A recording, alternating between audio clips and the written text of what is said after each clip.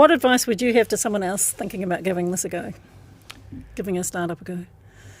Oh, I'd say definitely go for it. It's a lot of fun. It's hard work, but so is anything worthwhile in life, right?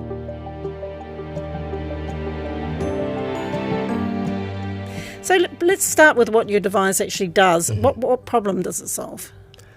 This device helps plastic surgeons connect microvascular arteries in tissue transfer operations safer and faster than the current standard of care.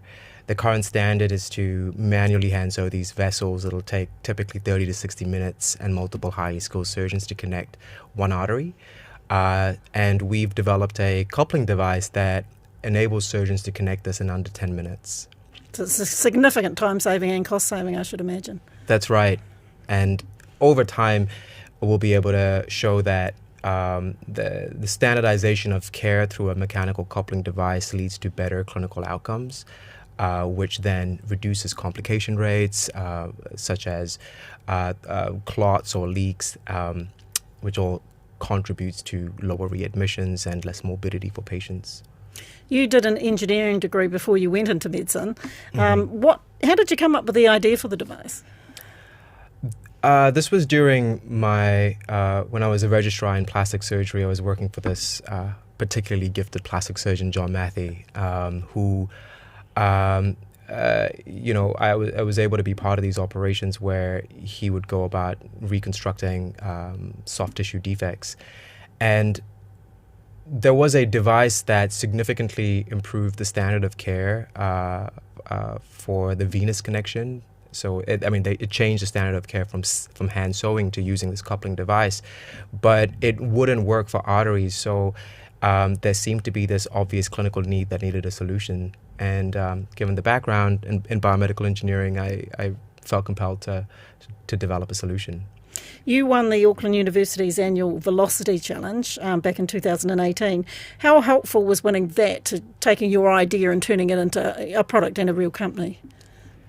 The Velocity Challenge was pretty important in our journey. I think, coming from a clinical and an engineering background, you don't really understand what it is to take an idea and commercialize it. That framing is really important, because without the commercialization strategy, you don't really have as much of an ability to make an impact into to clinical care. So Velocity helps shape that strategy. You've had about $3 million in venture backing so far. How did you get involved with Bridgewest Ventures, which is your main backer? So Bridgewest came into the picture a few years after I'd started the company. It was initially funded through the University of Auckland's Inventors Fund. That pre-seed funding was important in building out a proof of concept, deploying it in some animal studies, and filing our initial PCT or our patent applications. Once we got to that inflection point with our preclinical study, animal study validation, the Bridgewest came into the picture, and they, through their incubation program, added a huge amount of velocity to our product development process. So did they approach you? They didn't approach me. I was introduced to Bridgewest through another founder, right, who said that they could be a good fit for the stage of the company we're at. And so will you be raising more money, and when?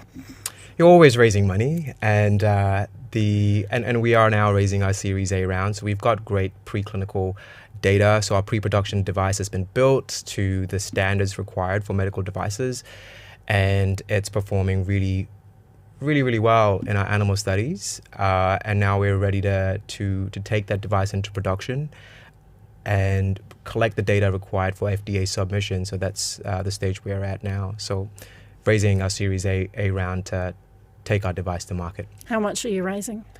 At the moment, we're raising, it depends on the milestones and depending on what investor comes on board. But if we were to get our device through FDA clearance, human clinical trials, and soft launch in New Zealand and the US, we're raising $7.5 million US. I thought you didn't need human clinical trials. We don't need human clinical trials to take it through the FDA clearance, but we do need it to show evidence of safety for surgeons and when it comes to market uptake and clinical adoption. What's the feedback you've had from surgeons so far? Great. Yeah, I mean, through our market validation work, 89% of surgeons want to use an arterial coupler, and 88% think that it's going to be the next standard of care. So we've had some pretty good, it's a pretty good validation of clinical desire for a product like this. The question is who's going to pay for it, though. That's part of the problem, isn't it, with commercialising these type of devices is the end user isn't necessarily the end payer, is it? No, they're not. Yeah, so I guess there are a series of stakeholders here. The surgeon is a very important one. They will advocate for the product for its procurement into hospitals, but ultimately for a device like ours, the customer is the hospital. Yeah. What's been your biggest challenge to date, Nathan, being an entrepreneur? There are, you get challenged every single day, and they're all across the board. And I think, coming from a clinical and engineering background, you get placed into very different environments, different industries that you're exposed to every single day. And I think building the empathy for all of these stakeholders has been a huge learning curve, right? Understanding what an investor is looking for and how this could be beneficial to them, understanding their language. Same thing with procurement and reimbursement specialists. Like how do you understand what their needs are, right? Like like from a product development standpoint, we really understand the end user's problem, right? We really know, we really have a deep empathy for them, but personally through my own clinical experience. But there are different problems that different people are trying to solve from their perspective, and I think upskilling in that area has been a challenge. Yeah. What advice would you have to someone else thinking about giving this a go, giving a startup a go? Oh, I'd say definitely go for it. It's a lot of fun. It's hard work, but so is anything worthwhile in life, right? And I think one of the great blessings or privileges really is the people that you get to work with, my team, and like they are such talented individuals, young but incredibly gifted, and being able to work with these people every single day it's a privilege. You've got this first product. Do you have others in the pipeline? I've got rolling in ideas. It's just I think that's the kind of, I don't know, the ADHD mind maybe, but there are so many different things that you could work on. I'm trying to be laser focused on this one idea, get it to market. But there are certainly other verticals that this same technology could be directed to, right? Like, so for example, with transplant surgery and the kinds of vessels that transplant surgeons would connect. Same thing with cardiothoracic surgeons and what you would expect in coronary artery bypass grafts. So there's really great scope to change standard of care in some of these other indications. But I think the first group of people that I want to help are plastic surgeons and reconstructive microsurgeons who routinely do these free flap operations. For more content just like this and all the latest business and political news, head over to mbr.co.nz.